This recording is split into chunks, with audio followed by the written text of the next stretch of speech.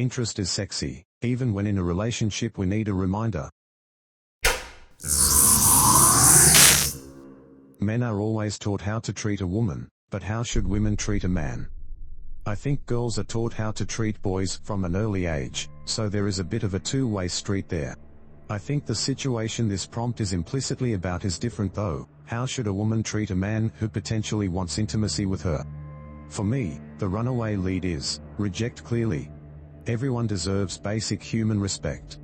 As it pertains to this context, that means clarity when you don't want an interaction to continue. I've heard a fair number of dudes that didn't get it stories. These stories are usually some form of passive communication through action or non-cooperation that a guy was supposed to understand was rejection. Women seem to forget that men with less experience and who are emotional in that context will find hope in excuses. He believes you were busy one week, friend visiting from out of town the next, and traveling the third. Even men with a fair bit of experience might still be confused trying to read between the lines.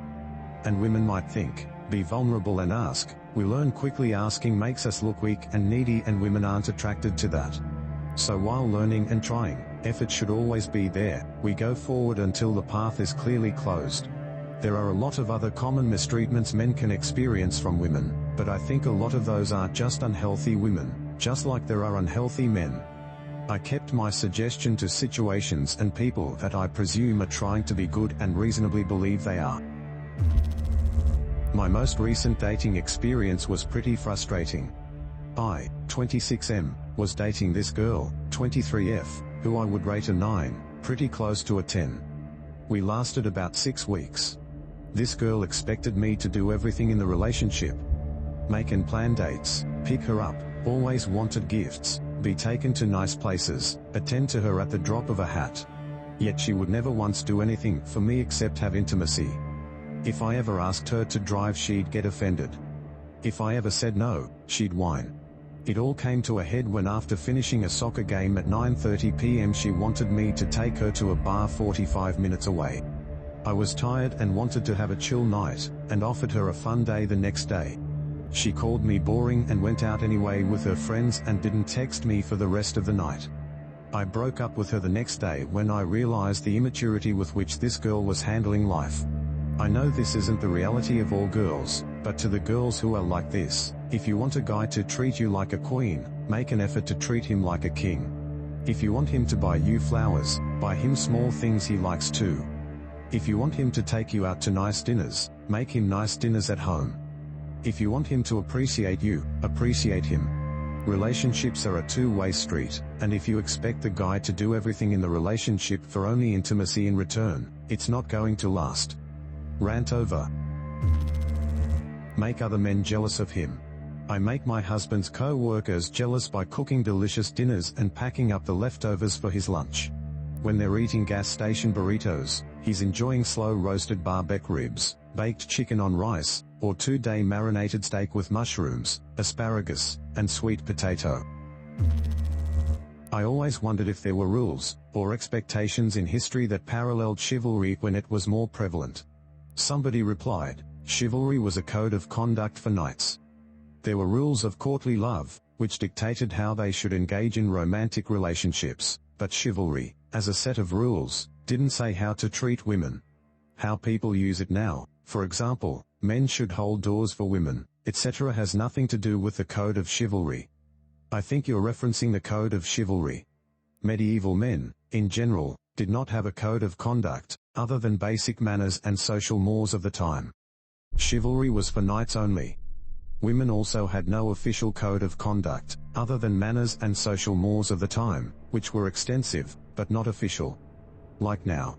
But, the cultural and social practices of the time were very much based on class.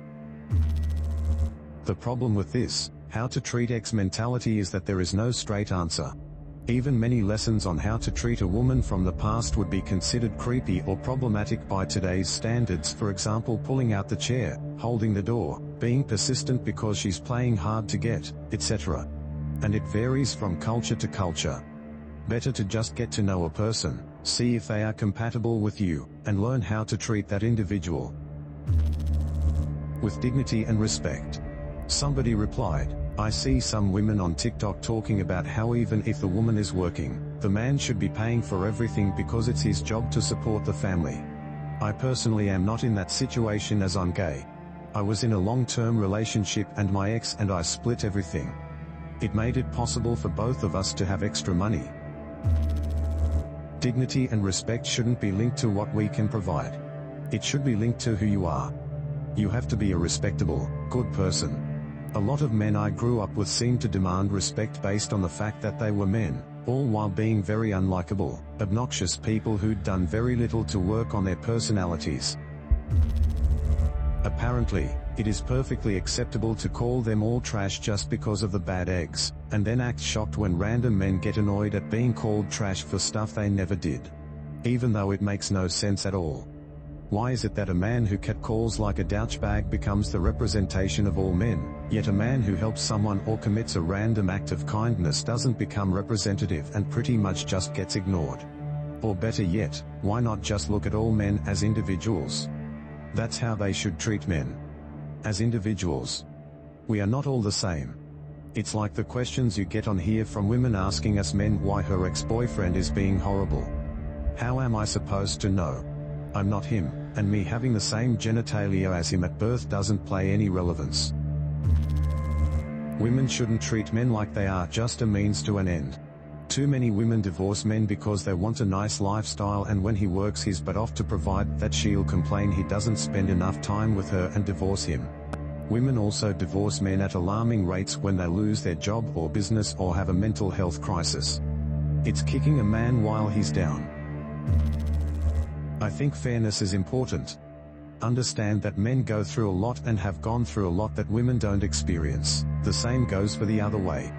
Men are sometimes loved conditionally, and men don't go around saying men supporting men, because we'd get attacked. Men say I met my beautiful wife while women say I trained him to be a good husband. Most groomsmen toasts are about how lucky the groom is and how great the bride is. Most guys want that, but constantly acting like you are doing your guy a favor by being with him is rude. Basically, what I'm saying is support your guy. Treat him fairly and treat him how he treats you. I'm not saying buy him flowers, but I am saying if he looks good, tell him. If he makes you happy, tell him. I called my new girlfriend the other day to check in on her. She has covered, and she texted me afterwards just saying thanks again for calling. I enjoyed it. Meant a lot to me. Even a rock needs a soft place to land. I've always felt that it is our job as women to cultivate an environment of peace and security that a man can settle into when the day is over and he's done slaying dragons. To guard him in his vulnerable moments as I expect him to guard me in mine. Somebody replied, I've always thought that for a long-term relationship to succeed, both parties need a delicate balance of all their sub-personalities. A kind, nurturing woman slowly turns into the overbearing, devouring mother archetype if she doesn't learn to assert her own boundaries every now and then. Conversely, authoritative, responsible men turn into selfish, domineering a-holes if they can't be in tune with their feminine, sympathetic side. This is why I don't really agree with static gender roles. Just by what my parents taught me, though they taught me non-gender specific, you treat a partner how you'd like to be treated. Respect them. If you can do something to take a load off, and it's not going to be detrimental to you, do it. Make them happy with simple easy things. The payoff is great example. I make my husband's lunch every day when I make mine for work every day. He won't. I'm already making mine and the kids. Takes all of 3 minutes, why not? I also pop a note in there, because I know he likes seeing it. Pay attention to his feelings and mood and try to help if he's upset or stressed. Maybe I cook, or rub his shoulders, or do the oil change he's been meaning to get around to, or whatever. He slept until noon yesterday because I know he's been working extra hours on a project at work and it's outside and it's hot as hell here in California. He's zapped. Then he took our daughter out and I took a nap because I also work outside, so my turn. We are partners, and life is crazy, so it's teamwork all the way. He does the same for me, and that's what makes it work. I feel like this is common sense though. It's how my parents did it, it's how my friends do it. Though I will say, the couples that don't make it that I know are the ones where one side is trying and the other side doesn't. 2 of my siblings' partnerships fell apart because of lopsided expectations. I asked my boyfriend the same question because I never liked the concept of always being the only one to expect my partner to treat me in a certain way. Also, before I mention what he replied with, I just want to say that it's better to understand what your partner expects of you and how they would want to be treated. Everyone is different. His answer: 1. Reciprocate actions, in any way possible. Everyone has a different love language, just reciprocate. 2. Communicate in a healthy amount. 3. Respect his boundaries. 4. Be there for him. These are very basic and minimalistic ways he wants me to treat him. Please know that when your partner asks or expects something of you, it's because they're aware of requiring it. There's always a whole different set of things they don't know they would want, so don't settle on giving them the bare minimum. As you wouldn't settle for receiving the minimum. Somebody replied, "This reminds me of my ex. She would always say I wasn't complimenting her enough, did it at least once a day, and she never complimented me. She would say I wasn't engaging enough in conversations, because I wouldn't text her constantly because I prefer calling, and she'd always just say text me and hang up when I called regularly. When I didn't want intimacy it was as if I pooped in her mouth and told her it was chocolate, but when she didn't want intimacy it was fine.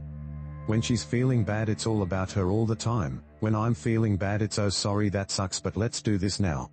All I need is those 4 things, but if I don't have them I lose attraction quick and only put in what I get back." Somebody replied, "I would like to add that men need to be complimented just like women." I, as a 43-year-old woman and my boyfriend 59 have had many conversations about this. He was so broken down from his prior 16-year marriage, from being made to feel less than and never being made to feel special. It took some time to get his confidence back after the years of feeling invisible. Treat them exactly how you want to be treated. With kindness and consideration. Unfortunately, society has conditioned most women to think that men with feelings are a rare anomaly. It's a shame Todd Rundgren had to go as far as write a whole song entitled "Be Nice to Me," begging for what you think should be a given in a relationship. The golden rule: treat others how you want to be treated. The platinum rule: treat others how they want to be treated. Just treat us with respect. It's not that difficult.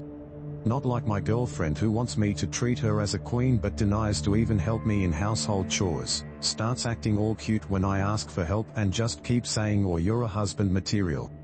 Best boyfriend. Just treat us with respect bro, and please don't expect to be treated like a queen. We'll treat you like a queen when we feel like you deserve it.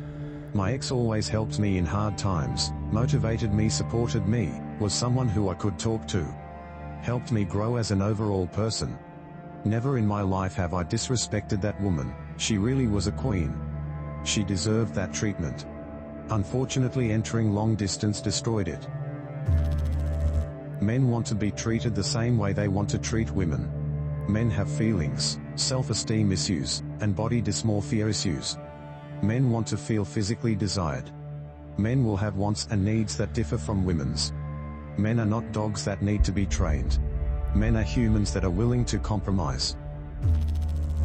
At least in a romantic relationship, here's what drives me crazy in a good way. 1. Regular physical affection, surprise kisses or hugs all over. 2. Communicating needs clearly. I want to meet them but everyone is different. Help me be a better partner, help me calibrate myself to you. 3. Compliments. Both how I look and how I act. Plus saying I love you first. I love, or it turns me on, how you make decisions, insert example, or you make me feel safe when you. I love when you do X, it makes me feel Y. When you like something a man does, praise them for it, show affection. They'll feel like $1,000,000. 4. Piggybacking off of 3, tell me how you feel about me. Interest is sexy, even when in a relationship we need a reminder. 5. Be interdependent. Men love feeling needed. You can be independent of course, that's good, but nothing gives a man confidence like feeling like you need their help. Anyway, might not be exactly what you're asking for, but my fiancé just dumped me, so this kind of stuff is on my mind. Probably the number one thing I'd ask for out of a woman in 2022 is tolerance for imperfection. In today's hyper-competitive dating market, it sometimes feels as a man that you are walking on eggshells. Like any little thing you do, say, or believe can be a deal breaker for her, and she'll go back to trying to find her perfect match. Well, that perfect match probably doesn't exist. I'm not saying tolerate lots of red flags from a man, and definitely not tolerating anything remotely abusive. Just have some leeway and understanding that though a man could have some flaws and not always 100% be what you're looking for, that in the holistic view of the relationship those nitpicks aren't that important. It's more important your overall happiness level of the relationship, whether he's making positive momentum towards improving upon himself, and whether that when he disagrees with you he does so in a respectful or even constructive way. Just remember that even though there's 1,000 guys you're matched with on Tinder waiting for a shot, that the grass isn't always greener on the other side, especially if you're overall in a happy and healthy relationship outside of a few points of tension. What did you think of today's video? Men, did you agree with these posts or have something to add? Women, are these things you have thought about before? Let us all know in the comments below. And subscribe for more controversial videos.